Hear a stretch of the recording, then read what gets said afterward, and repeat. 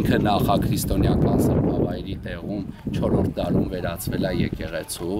տաճար է եղել, հավանաբար մեկ աստվածյան պատշգամբի տաճար, որը 4-րդ դարում վերածվել է եկեղեցու, հետագայում այդ տաճարի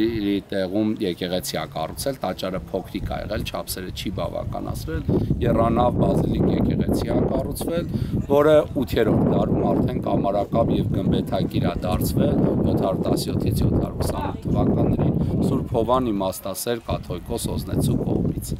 Ինքը համաշխարհային մեծ արժեքի սրբավայր է, ունի վաղ շրջանի հետաքրքիր քանդակներ, 4-րդ դարի քանդակներ ունի, որ 5-ում եւ 8-րդ դարում արդեն շինաքար են օգտագործվել, 2-րդ, 3-րդ անգամ։ Ինքը ունի նաեւ բազմաթիվ այցելուներ եւ տեղացիներ եւ օտարազգիներ, ինչպես տեսակ նաեւ Դանիայի Կոպենհագենի հետ ճարտարապետական ակադեմիայի ուսանողներն էին այստեղ իրենց պրոֆեսորների հետ միասին, իրենք չափագրություններ են անում, որ ամեն տարի իրենք ավարտական կուրսի ուսանողներով որևէ մի կարևոր երկրի ամենակարևոր սրբավայրերից մեկն են ընտրում, նոր եթե հարցազրույցը լսում էիք, պրոֆեսորը ասաց, որ Հայաստանի տարբեր եկեղեցիներ են նաև այցելել, ինքն էլ համաշխարհային եկեղեցի շինությանը բավական քաջատեղյակ է եւ ասաց, եթե Օձունի նման եկեղեցին օրինակ ՅՈՒՆԵՍԿՕ-ում չէ, դա զուտ քաղաքականության հետևանք լինի, ինքը համաշխարհային մեծագույն արժեք ունեցող եկեղեցի է եւ իրենք չափագրում են, որպեսզի կարողանան այս չափագրած նյութերի միջոցով իրենց ճարտարապետական համալսարաններում Դանիայի, Շվեդիայի եւ Նորվեգիայի համալսարաններում Օձունը դասավանդեն որպես համաշխարհային ճարտարապետության կարևոր սրբավայրերից մեկը եւ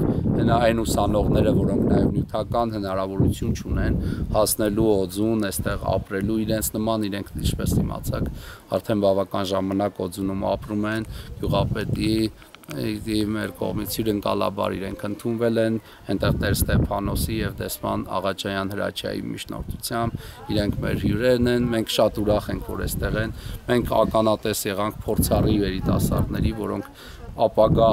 համաշխարհային ճարտարապետության մեջ ասելիք ունեցող երիտասարդներ են այստեղ հավաքվել ուսանողներ մոտ 37 հոգի եւ հրաշք պրոֆեսորների հետ համաշխարհային մեծության, ասենք եւ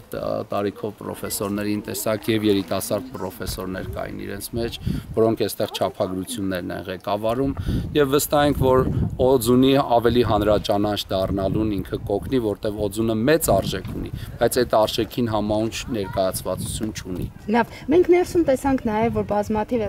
կոտրված փշրված կոժեր կային, հա, որ խնդրեմ դա դրանք կոնստրուկտիվ նպատակով 5-ից 8-րդ դարի կավեղեն, խեցեղեն են, նաև 5 քանդակի կտորներ կան, մասունքներ կան, որոնք 5-րդ, 8-րդ դարում արդեն կոտրված լինելով, որպեսզի իրենք չթափեն, այդ սրբությունները տեղադրել են պատերի մեջ եւ հիմա վերականգնման ընթացքում մեր բարեխիղճ շինարարի ճարտարապետի միջոցով այդ ամեն ինչը դուրս են հանվել եւ այստեղ եկեղեցու սրահում այս բային ցուցադրվում է, բայց հուսով ենք իրենք նաև ավելի պատշաճ եկեղեցու բակում մի առանձին սրահ ունենան ապագայում աստվածաջրությամբ եւ ավելի ասենք ներկայանալի կերպով կցուցադրվեն։ Ինձ կներեք, ես Օձունի եւ Ենթաշրջանի հոգեվոր հովիվ Տեր Վրտանես Քահանա Բաղալյանն եմ։ Իսկ պրոֆեսորի անունը ինչպես է։ Թոմաս է անունը, մյուսինը Սուրեն է եւ մյուսինը Սեբաստիան, ազգանունները չեմ հիշում։